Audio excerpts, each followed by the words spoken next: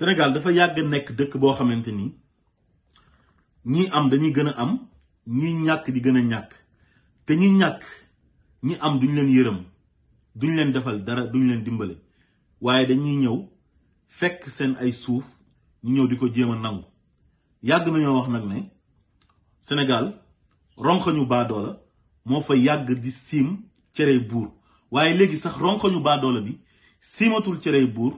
mais léegi deretu baadoola bi moom mooy siim cerey buur parce que man je peux pas comprendre Babacar Ngom ak li mu am yépp macha allah ci àdduna il faut reconnaître nag ne ñafe na àddunaam ba toll fi mu toll dama daan faral sax di jël exemple ci moom su ma daan def live di wax ci ñi nga xamante ni dañoo enrichir ci nguur te mësuñoo am métier mësuñoo entreprendre mu doon wax ne Babacar Ngom Serigne Mboup ak Ahmed Amar bu NMA Sanders ñooñu dañoo ñafe seen àdduna ba ku leen defoon ministre sax kenn du laajte fan lañ jëlee seen xaalis waaye nag Babacar Ngom li mu def waa Ndingler ñaaw na te jéggi na dayo parce que mënoo nekk milliardaire boo xamante ni yow dangaa lëkkaloo ak état bi ñu lay jox ay suuf nga dem ci mairie bu Sindian ñu jox la 300 hectares doy la nga dem dugg ci benn village boo xamante ni ay baykat lañ amuñ dara yaakaaruñ dara lu dul seen ay suuf seen 75 hectares nga bëgg ci teg loxo te ñooñu buñ amul suuf duñ mën a dund parce que suuf soos noonu dañuy bay pour bu récolte jotee ñu récolter mën a jaay am luñ lekk yaakaaruñ dara ku xam Sénégal xam ne village yi benn activité moo fa am mooy bay te baykat yi sonn nañ état bi defalu leen dara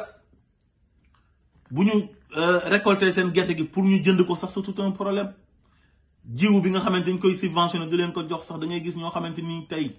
ñii ci ay këru diina lañ bokk ñii nekk ay xaritu waa nguur gi ñoom ñooy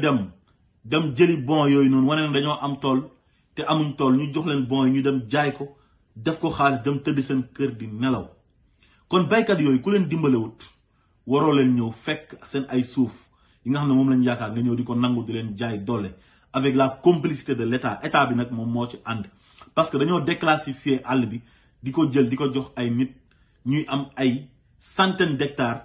pendant ce temps sénégalais yi nga xamante nii ñu ngi nekk ay sénégalais soxla kër mënuñoo fexe sax ba am 150 mètres carrés Sénégal li nga gis koo xamante ni dafay dund ba dee pour mu am kër c'est tout un problème pendant ce temps nga gis nag ay milliardaires ñu leen di jox des hectares suñu dee bàyyi ko fi seen njaboot yi continuer di gën a am ñun ñuy gën a ñàkk loolu dafa métti te dafa ñaaw Babacar Ngom lu la yàlla may tey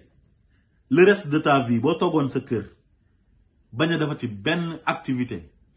mën ngaa dund ci li la yàlla sédd ba ngay génnee àdduna yàlla na yéex kon nag amal yërmande